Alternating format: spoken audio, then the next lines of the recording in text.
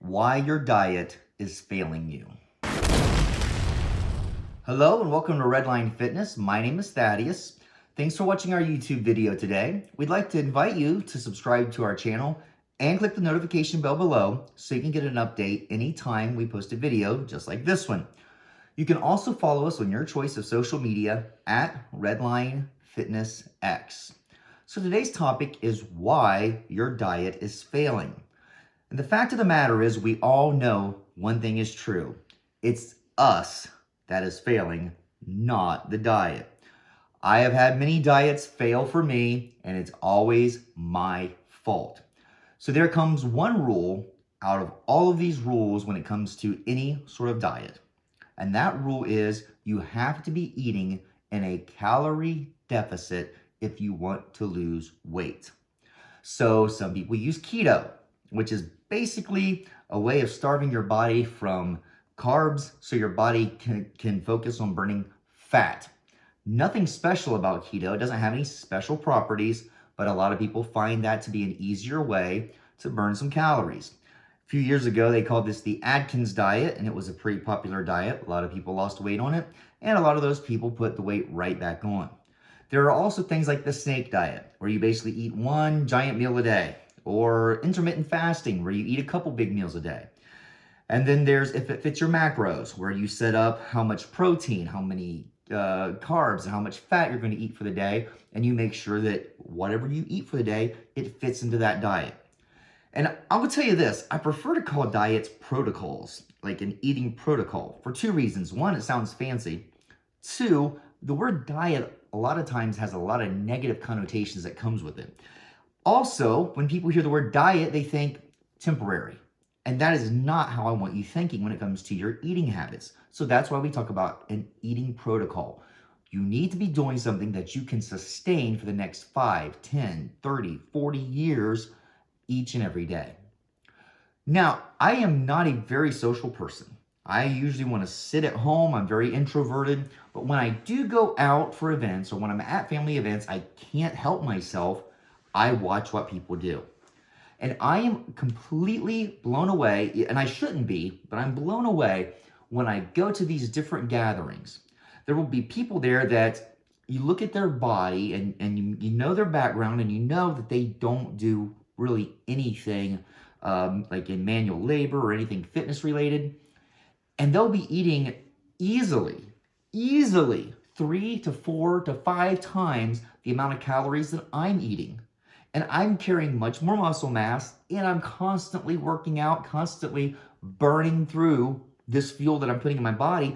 And I'm watching these people eat massive amounts of food. And I can't help it. I just see it and I notice it.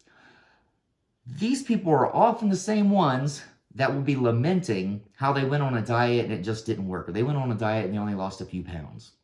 So let me help you out here. A few things.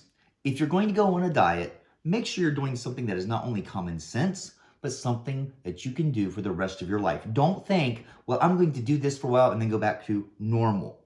Normal is what got you to be a fat load in the first place. So we don't want to go back to normal. We want to create a healthy, new normal. I can tell you, if you follow me on Instagram or other forms of social media, you can see what I eat each and every week, and I never have a meal that I don't enjoy. It's always healthy, but it's always enjoyable for me to eat. Now, I don't overindulge. I don't abuse my body with food. I find different ways to celebrate. The next thing I want to explain to you is a lot of times when you start a certain diet, your body starts to adjust and you lose a lot of water weight. Now think about something. A gallon of water weighs a little over 8 pounds. So when you start a new diet, a lot of times you're going to drop 4 or 5 pounds in that first week or two.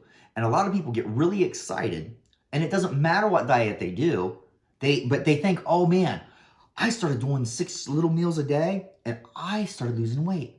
Or I stopped eating before 7 p.m. every night and now I'm losing weight. Or I started doing keto. I hardly eat any carbs at all and now I'm losing weight. The fact of the matter is, most of that is water weight. Okay? Now, it is perfectly fine for you to follow an eating plan, but you need to follow it for at least a month before you have any idea how your body is going to react to that. You're going to be weighing yourself. You're going to be keeping notes on how things are going. You're going to, a lot of times you need to journal what you're eating so you know what you're eating and how your body's responding to it. So I'm going to get a little more technical here, a little more scientific before we end the video. Food is a fuel source and it is a muscle builder, okay? Your protein builds your muscles, your fat and carbs are a fuel source.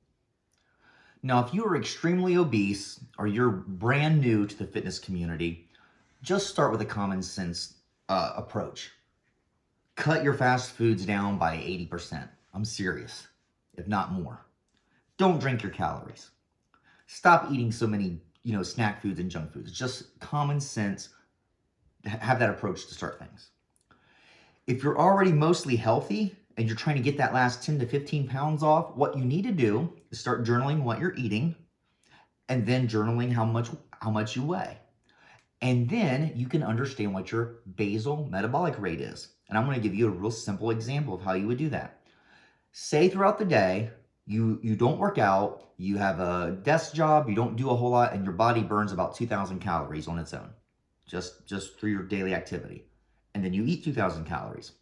Well, that's a sum zero gain. You don't gain any weight, you don't lose any weight. But say you eat 3,000 calories. Well, now your body has 1,000 extra calories that it's going to store in you, and that's how you end up gaining weight.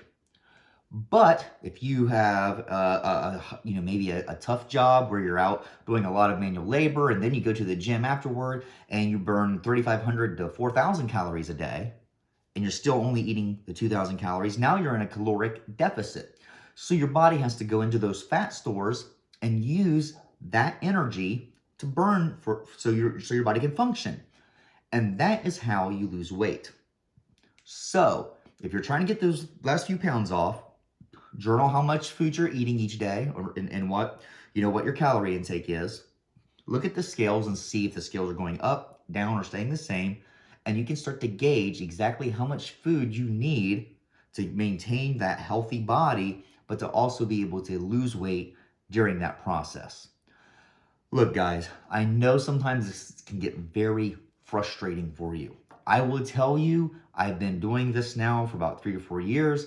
It gets frustrating even now for me. There are times where the numbers just don't seem to add up. I think, man, I'm eating in a calorie deficit. I've been doing it for 4 weeks and I should have burned off, 3 pounds worth and I've only burned off 2 pounds worth. Or I should have burned off 8 pounds worth and I've only burned off 6 pounds worth. And it does get frustrating.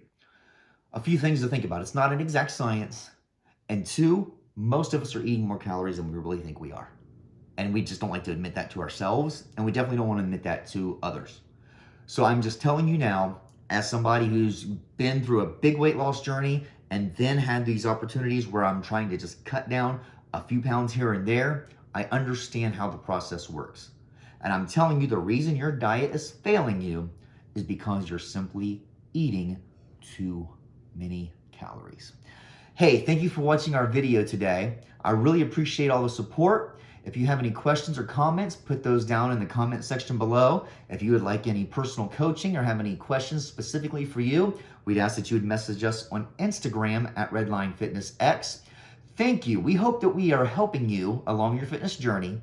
And as always, remember to challenge yourself.